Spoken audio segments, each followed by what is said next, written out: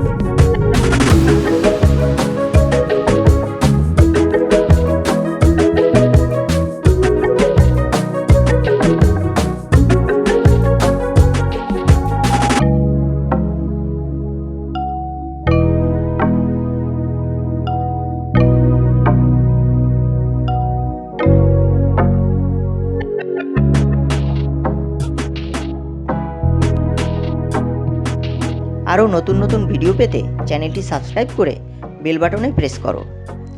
আর কেমন ভিডিও পেতে চাও কমেন্টে লিখে জানাও।